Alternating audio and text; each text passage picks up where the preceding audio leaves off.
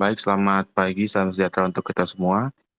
Saya dan teman-teman dari kelompok 5 akan membacakan PPT yang berjudul Analisis Standar DMC atau Drug Management Circle dan Inventory Control dan Pengolahan Pembekalan pada Permenkes dengan DIFRS Sudarso.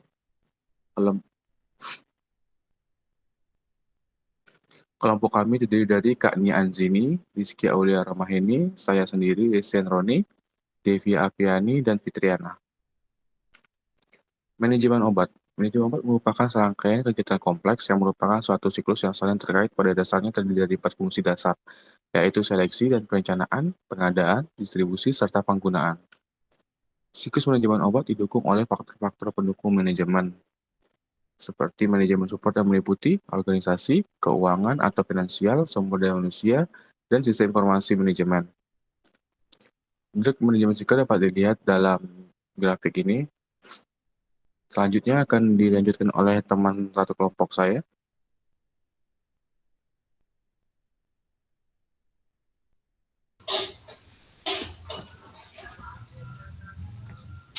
Yang pertama adalah selection atau pemilihan dan perencanaan. Pemilihan adalah kegiatan untuk menetapkan jenis sediaan farmasi, alat kesehatan, dan bahan medis habis pakai, sesuai dengan kebutuhan.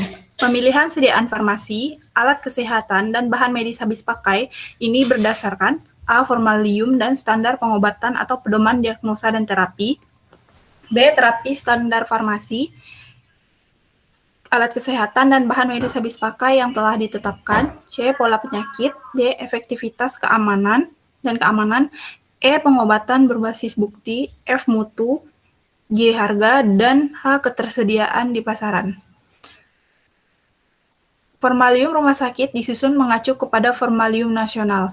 Formalium rumah sakit merupakan daftar obat yang disepakati staf medis, disusun oleh komite atau tim farmasi, dan terapi yang ditetapkan oleh pimpinan rumah sakit.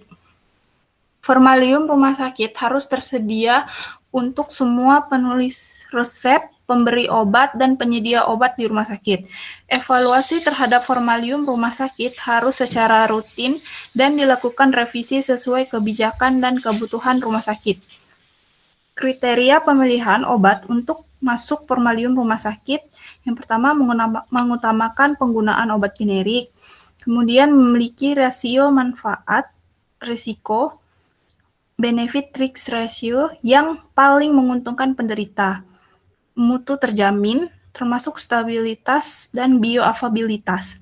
Kemudian praktis dalam penyimpanan dan pengangkutan, praktis dalam penggunaan dan penyerahan, menguntungkan dalam hal kepatuhan dan penerimaan oleh pasien, memiliki rasio manfaat biaya atau benefit cost ratio yang tertinggi berdasarkan biaya langsung dan tidak langsung. Dan yang terakhir, obat lain yang terbukti paling efektif secara ilmiah dan aman, yang paling dibutuhkan untuk pelayanan dengan harga yang terjangkau.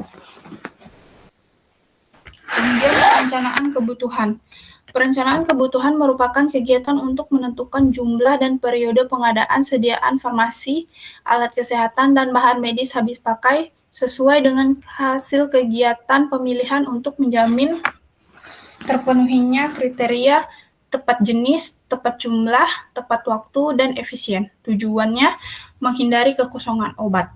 Metode yaitu ada metode konsumsi, epidemiologi, dan kombinasi metode konsumsi dan epidemiologi, dan disesuaikan dengan anggaran yang tersedia. Pedoman perencanaan. A. Anggaran yang tersedia, B. Penetapan prioritas, C. Sisa persediaan, D. Data pemakaian periode yang lalu, E. Waktu tunggu pemesanan, F. Perencanaan pengembangan. Yang kedua, ada pengadaan. Pengadaan merupakan kegiatan yang berkesinambungan dimulai dari pemilihan, penentuan jumlah yang dibutuhkan, penyesuaian antara kebutuhan dan dana, pemilihan metode pengadaan, pemilihan pemasok, penentuan spesifikasi kontrak, pemantauan proses pengadaan, dan pembayaran. Tujuan pengadaan yaitu memperoleh obat yang dibutuhkan dengan harga layak, mutu baik, pengiriman obat terjamin tepat waktu, proses berjalan lancar, tidak memerlukan waktu dan tenaga yang berlebihan. Hal-hal yang perlu diperhatikan dalam pengadaan, yang pertama itu bahan baku obat harus disertai sertifikat analisa. Yang kedua, bahan berbahaya harus menyertakan Material Safety Data Sheet atau MSDS. Yang ketiga, sediaan farmasi, alat kesehatan, dan bahan medis habis pakai harus mempunyai nomor izin edar. Yang keempat, masa kadaluarsa minimal 2 tahun, kecuali untuk sediaan farmasi, alat kesehatan, dan bahan medis habis pakai tertentu, seperti vaksin, reagensia, dan lain-lain. Atau pada kondisi tertentu yang dapat dipertanggungjawabkan. Pengadaan dapat dilakukan melalui yang pertama, pembelian. Hal-hal yang perlu diperhatikan dalam pembelian. 1. Kriteria sediaan farmasi, alat kesehatan, dan bahan medis habis pakai yang meliputi kriteria umum dan kriteria mutu. 2. Persyaratan pemasok. Yang ketiga, penentuan waktu pengadaan dan kedatangan sediaan farmasi, alat kesehatan, dan bahan medis habis pakai. Yang keempat, pemantauan rencana pengadaan sesuai jenis, jumlah, dan waktu. Metode pembelian obat dan alat-alat kesehatan di rumah sakit dapat dibagi menjadi pertama, tender terbuka, yaitu pembelian dengan nilai lebih dari 100 juta, dilakukan dengan pengumuman. Keuntungannya, stabilitas, harga terjamin, dan harga lebih murah. Terus kemudian persediaan atau stok barang untuk jangka waktu tertentu terjaga. Kerugiannya, proses lama, karena problem kekosongan obat dan resiko obat macet.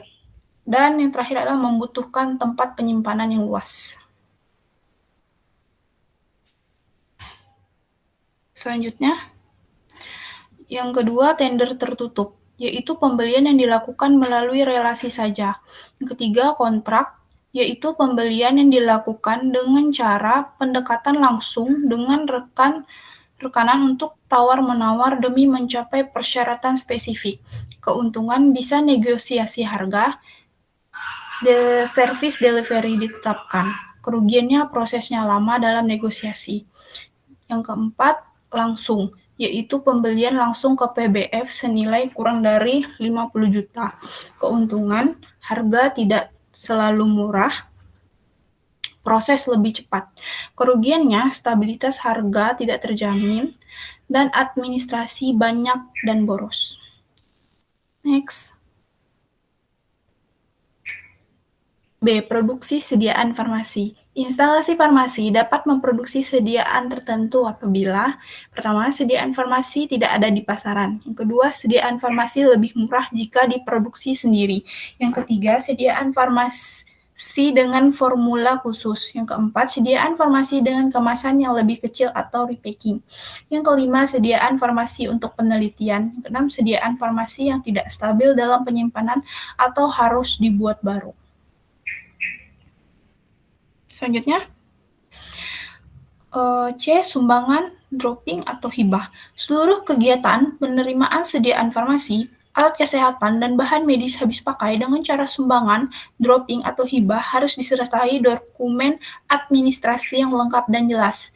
Dalam memilih pemasok, apoteker harus mendasarkan pada kriteria yaitu harga, berbagai syarat, ketetapan waktu pengiriman, mutu, pelayanan, dapat dipercaya, kebijakan tentang barang yang dikembalikan, dan pengemasan.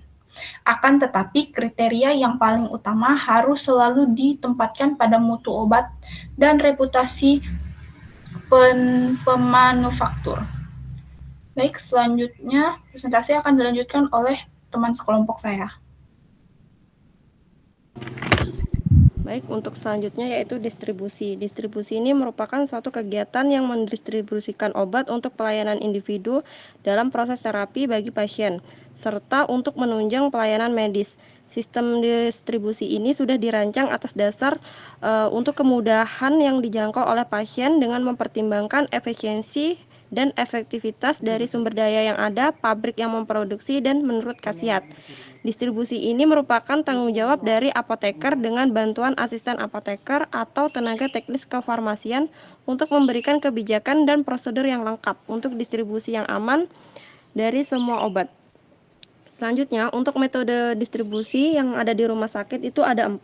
Yang pertama, unit dose dispensing atau UDD, yaitu obat yang diberikan per unit. Biasanya untuk sistem distribusi ini untuk pasien rawat inap. Kemudian ada one daily dose atau UDD, yaitu obat yang diberikan per hari. Obat ini biasanya diberikan pada depo program, yaitu untuk pasien yang konsumsi obat metadon. Kemudian yang ketiga, floor stock, yaitu persediaan di ruangan. Ini biasanya tersedia di ruang perawatan. Kemudian individual prescribing, yaitu resep individu perorangan untuk pasien rawat jalan. Selanjutnya, penggunaan atau use. Penggunaan obat merupakan suatu proses yang meliputi peresepan oleh dokter, pelayanan obat oleh farmasi, serta penggunaan obat oleh pasien. Penggunaan obat ini dikatakan rasional apabila memenuhi kriteria obat yang benar, yaitu indikasi yang tepat, obat yang manjur, aman, cocok untuk pasien, dan biaya terjangkau, ketepatan dosis, cara pemakaian, dan lama pemakaian yang sesuai dengan kondisi pasien, kemudian tepat pelayanan serta ditaati oleh pasien atau kepatuhan pasien. Selanjutnya, untuk monitoring dan evaluasi merupakan salah satu upaya untuk mempertahankan mutu pengelolaan perbekalan farmasi sebagai masukan dalam penyusunan perencanaan dan pengambilan keputusan serta collecting data untuk bahan evaluasi. Administrasi perbekalan farmasi ini merupakan suatu kegiatan yang berkaitan dengan pencatatan manajemen perbekalan farmasi serta penyusunan laporan yang berkaitan dengan perbekalan farmasi secara rutin atau tidak rutin dalam periode bulanan, triwulan, semesteran, atau tahunan. Selanjutnya, ada perbandingan peraturan DMC dengan fakta di lapangan, karena kadang implementasi di lapangan itu tidak sesuai dengan peraturan yang telah ditetapkan. Ketidaksesuaian ini disebabkan oleh banyak faktor yang tidak bisa terpenuhi, seperti kurangnya jumlah petugas, sarana dan prasarana yang belum mumpuni, dan lainnya. Next.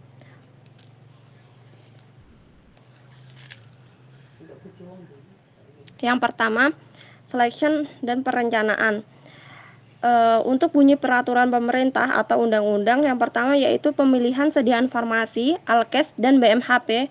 Ini berdasarkan formularium dan standar pengobatan atau pedoman diagnosa dan terapi, standar sediaan farmasi, alat kesehatan, dan bahan medis habis pakai yang telah ditetapkan, pola penyakit, efektivitas, dan keamanan pengobatan berbasis bukti, mutu, harga, dan ketersediaannya di pasar.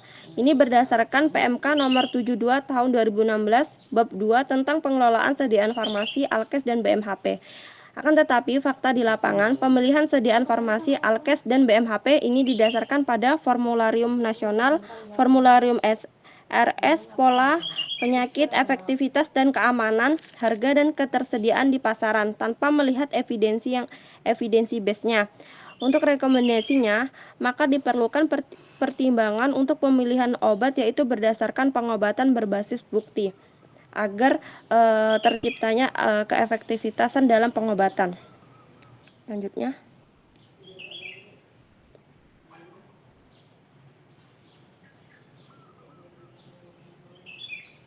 next, Bang.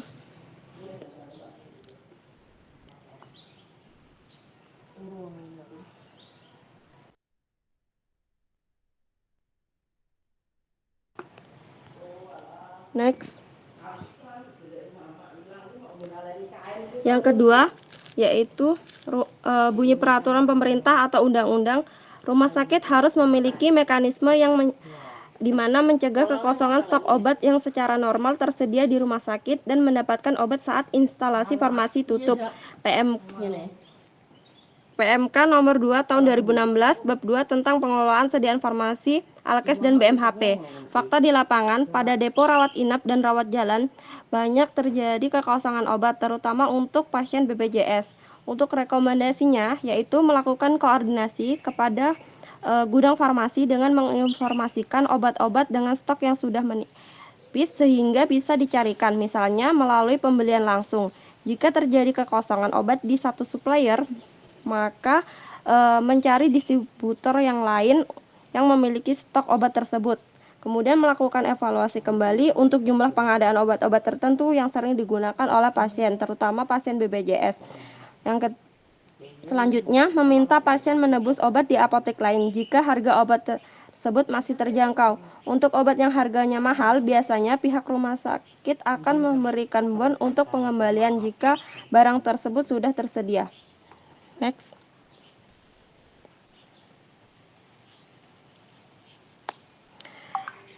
Bunyi peraturan pemerintah yang ketiga yaitu rumah sakit harus memiliki mekanisme yang mencegah kekosongan stok obat yang secara normal tersedia di rumah sakit. Ini untuk fakta di lapangannya, pada depo obat program sering terjadi kekosongan pada obat TB MDR. Padahal obat TB MDR ini harus selalu tersedia karena penggunaannya itu tidak boleh berhenti. Untuk rekomendasinya disarankan untuk menghubungi dokter yang menangani pasien tersebut untuk menanyakan apakah obatnya itu bisa dilakukan penggantian obat yang tersedia di depo atau obat program. Jika bisa, maka dilakukan penggantian. Jika tidak bisa, kemudian pasien tetap menginginkan melanjutkan menggunakan obat tersebut, maka pasien diberikan resep dan disarankan untuk menebus di instalasi farmasi di luar rumah sakit. Next, selanjutnya akan dilanjutkan oleh teman saya. Baik, untuk selanjutnya adalah pengadaan. Seperti yang telah dijelaskan sebelumnya, pengadaan itu adalah kegiatan untuk merealisasikan perencanaan kebutuhan. Jadi di Rumah Sakit Sudarso itu, bagian gudang di bagian pengadaan itu adalah dua divisi yang terpisah, di mana bagian gudang itu hanya memiliki tugas untuk merencanakan kebutuhan obat dan alat apa saja yang diperlukan. Sementara untuk pengadaan itu ada bagian yang terpisah lagi. Tetapi mereka ini saling berkoordinasi dan berkomunikasi. Untuk di bagian pengadaan itu masa kadaluarsa expired date itu berdasarkan undang-undang itu minimal 2 tahun, kecuali untuk sediaan farmasi, alkes, dan BMHP tertentu seperti vaksin, reagensia, dan lain-lain yang biasanya itu dalam hitungan bulan, seperti 6 bulan untuk vaksin.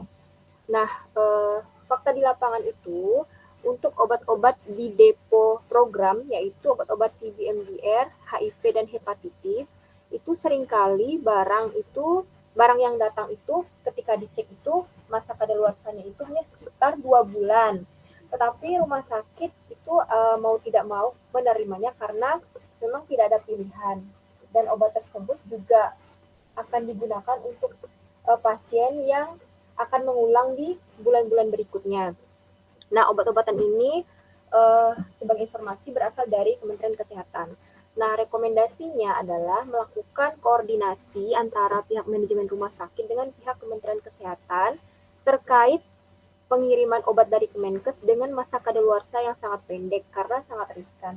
Apabila petugas itu lost control untuk melihat expired date dari obat atau tidak melakukan pengecekan kembali pada saat pemberian kepada pasien, itu bisa membahayakan keselamatan pasien. Lalu jika memang obatnya itu terpaksa diterima karena memang terjadi kekosongan stok, mungkin jumlah obat yang diminta atau yang diterima itu akan dikurangi untuk menghindari banyaknya obat yang harus dimusnahkan akibat kadaluarsa atau expired. Selanjutnya, yang kedua, seperti yang sudah dijelaskan sebelumnya, jadi pengadaan itu tidak hanya terfokus dari pembelian saja, tapi juga bisa dari produksi sediaan farmasi dengan kondisi-kondisi tertentu, misalnya sediaan farmasi dengan formula khusus. Dalam hal ini misalnya pencampuran sediaan steril untuk fitotoksik dan juga obat-obat high alert. Fakta di lapangan itu untuk sediaan tertentu seperti pencampuran elektrolit konsentrasi tinggi dan obat kemoterapi di depo steril itu letaknya atau posisinya itu jauh dari pasien rawat inap. Lalu di pencatatan obat pasien rawat inap yang dipegang oleh petugas di depo rawat inap itu seringkali tidak ada mengenai status obat tersebut, apakah obat itu sudah diberikan atau belum. Lalu hal ini menyebabkan sulitnya pemantauan terapi obat oleh bertugas di depo rawat inap. Nah, untuk rekomendasinya itu melakukan koordinasi antara petugas depo produksi dan juga depo rawat inap, serta melakukan pencatatan di formulir obat pasien jika obat tersebut sudah diracik dan diberikan kepada pasien. Jadi, petugas yang di depo rawat inap itu memiliki formulir obat UDD pasien yang itu diberikan, itu adalah rincian obat-obatan yang diberikan kepada pasien. Namun kalau misalnya ada obat-obat yang diracik di luar dari depo tersebut, misalnya obat-obat kemo atau obat-obat yang high alert itu ada form terpisah dari form mereka. Nah, pada saat berpraktek itu, saya tuh hanya melihat form kemo dari pasien saja, itu pun tidak di-status dengan status formulir obat UDD pasien.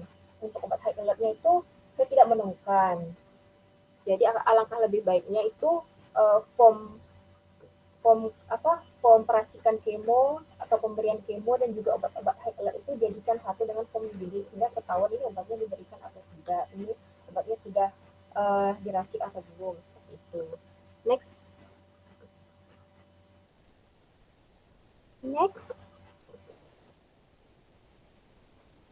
Iya, selanjutnya bagian pendistribusian. Nah, untuk pendistribusian di Rumah Sakit Sudarso itu menggunakan sistem UDD atau ODD untuk pasien rawat inapnya. Yang pertama, pendistribusian sediaan farmasi, Alkes, dan BMHP berdasarkan resep perorangan yang disiapkan dalam unit dosis tunggal atau ganda untuk penggunaan 1 kali dosis per pasien. Sistem unit dosis ini digunakan untuk pasien dirawat inap berdasarkan PMK nomor 72 tahun 2016. Nah, untuk fakta di lapangan ini berdasarkan teman-teman yang berpraktek di Depo OK Sentral, itu sistem pendistribusian dilakukan secara langsung saat operasi berjalan. Dalam artian ketika ada operasi, maka petugas itu akan meminta terlebih dahulu pada depo obat dan alkes apa saja yang mereka butuhkan. Jadi resepnya itu akan menyusul di akhir. Nah, untuk rekomendasinya itu, mungkin terlebih dahulu dokter bisa menuliskan resep obat dan BMHP yang dibutuhkan agar semua obat dan alkes yang keluar dari depo tersebut dapat tercatat dengan rapi. Untuk yang kedua, dalam penyelenggaraan pelayanan kefarmasian di rumah sakit dapat dibentuk satelit farmasi sesuai dengan kebutuhan yang merupakan bagian dari instalasi farmasi rumah sakit. Nah, sebagaimana di Rumah Sakit Sudarso itu menggunakan sistem desentralisasi, artinya ada depo-depo khusus yang akan melayani pasien-pasien, misalnya depo rawat inap khusus melayani pasien rawat inap. Terus depo rawat jalan khusus melayani pasien rawat jalan, seperti itu. Nah, untuk fakta di lapangan, instalasi farmasi di Rumah Sakit Sudarso menggunakan sistem depo yang terdiri dari depo rawat inap, rawat jalan, IGD, pasien operasi, yaitu depo OK, obat program, dan produksi steril. Nah, untuk rekomendasi dengan adanya sistem depo ini, jadi kan stok obatnya itu kan tersebar di mana-mana tuh. Jadi proses pemantauan penggunaan obat di masing-masing depo itu harus lebih sering dan lebih teliti lagi. Serta buffer stok obat tertentu dapat ditingkatkan di mana pemakaiannya di tiap depo itu tinggi. Nah, kalau misalnya di satu depo itu kosong, maka depo tersebut akan melihat stok-stok di depo lain mana saja yang ada. Jadi mereka akan melakukan permintaan ke depo tersebut untuk menarik stok ke sistem dan juga untuk mengambil barangnya. Next. Pendistribusian sediaan farmasi Alkes BMHP berdasarkan resep perorangan yang disiapkan dalam unit dosis tunggal atau ganda untuk penggunaan 1 kali dosis per pasien. Nah, pada pasien rawat inap, itu sistem pendistribusiannya itu bisa ODD, bisa UDD. Itu berubah-ubah tergantung dari kondisi. Apabila petugasnya cukup untuk mengerjakannya secara UDD, maka pada hari itu akan dilakukan sistem pendistribusian UDD. Namun ketika kekurangan petugas, maka akan dilakukan sistemnya itu by ODD. Tapi ada juga petugas-petugas tertentu yang misalnya petugas A menggunakan sistem UDD, karena mungkin pasiennya tidak terlalu ramai yang dipegangnya. Terus untuk petugas B itu menggunakan sistem ODD karena mungkin pasien yang dipegangnya itu banyak, sehingga terjadi ketidakseragaman pemberian obat kepada pasien. Nah, untuk rekomendasinya, sebaiknya dilakukan keseragaman pendistribusian obat pada setiap pasien agar lebih memudahkan dalam pemantauan obat, serta bisa menjadi tolak ukur evaluasi kerja sistem pendistribusian tersebut dan juga evaluasi untuk SDM-nya. Lalu dapat dilakukan penambahan sumber daya manusia jika memang diperlukan. Selanjutnya, antara gudang kepada depo atau poli itu untuk pendistribusiannya itu melalui sistem amprahan, di mana satu ruangan itu berhak melakukan amprahan 2 kali dalam seminggu.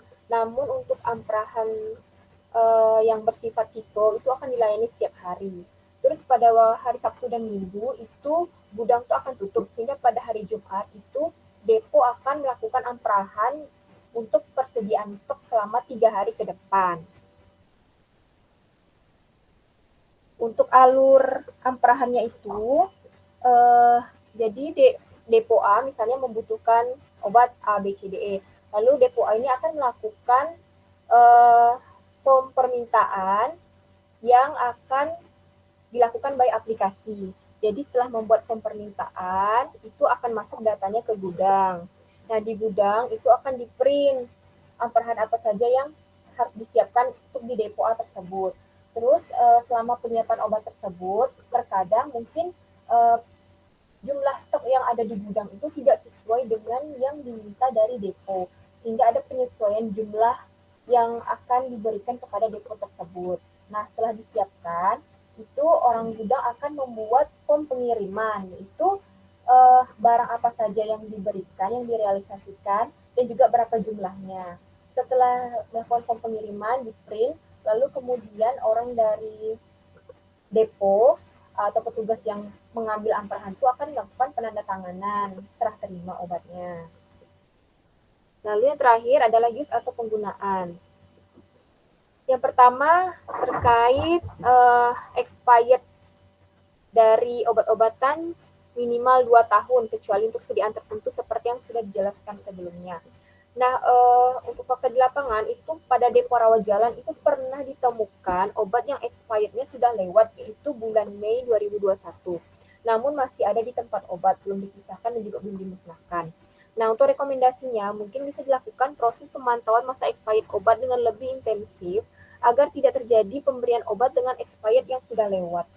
Terus yang kedua, saat proses dispensing, mulai dari proses penyiapan, peracikan, lalu penyerahan lagi kepada pasien itu untuk dilakukan pengecekan kembali masa kadaluarsa obat. Lalu yang kedua, persyaratan kefarmasian yang dimaksud meliputi stabilitas dan keamanan sanitasi cahaya kelembapan ini terkait dengan proses penyimpanan.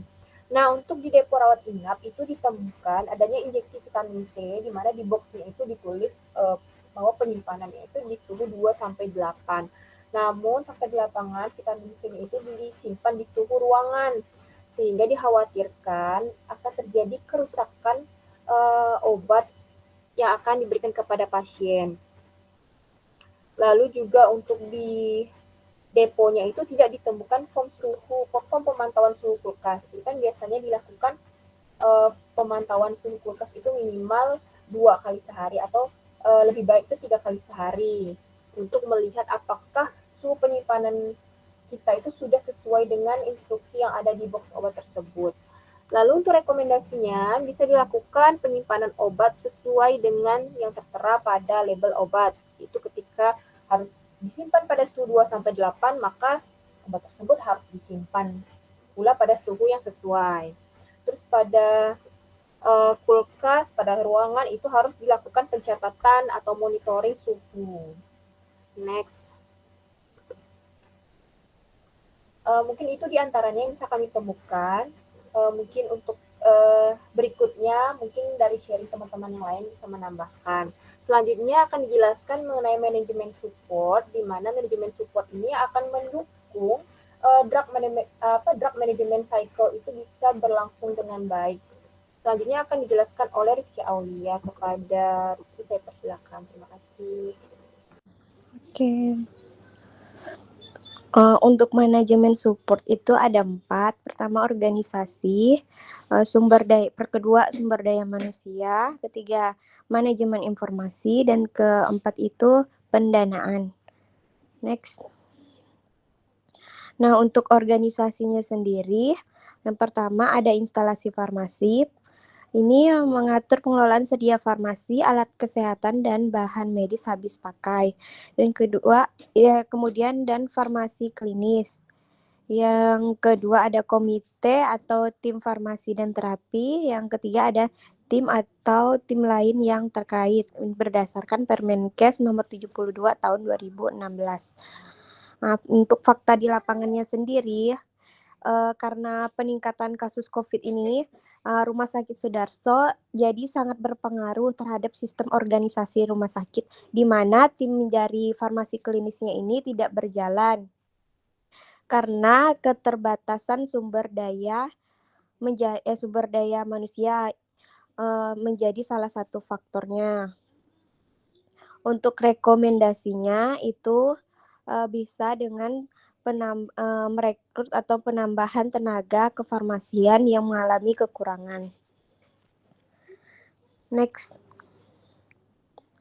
Untuk SDM-nya, berdasarkan pekerjaan yang dilakukan, kualifikasi SDM instalasi farmasi diklasifikasikan sebagai A untuk pekerjaan kefarmasian terdiri dari apoteker dan tenaga teknik kefarmasian.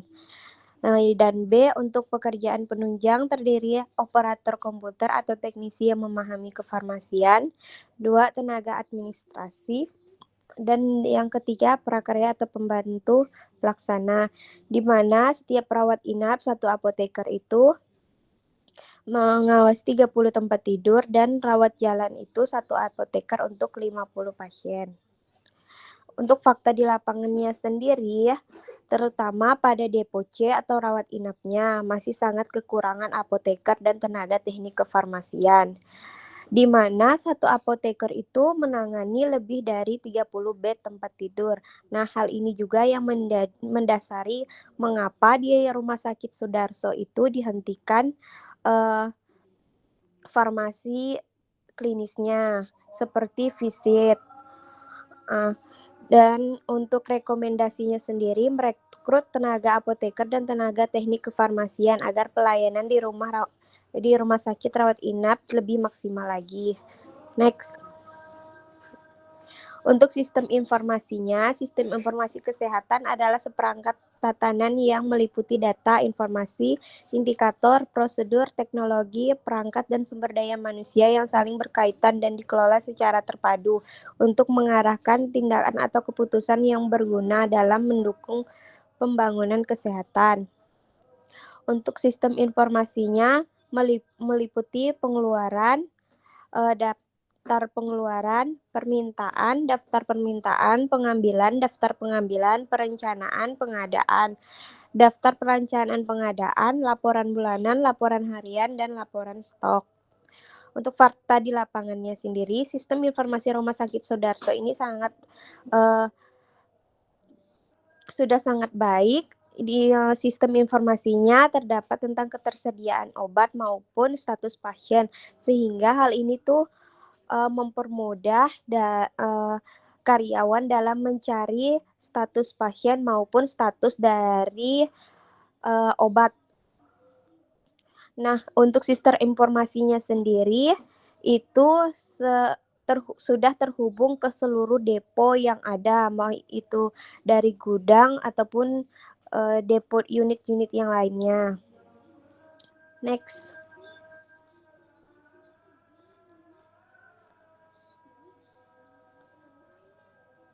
Untuk pendanaannya sendiri, ini untuk fakta di lapangannya, karena peningkatan jumlah COVID yang tinggi, maka sumber pendanaan rumah sakit ini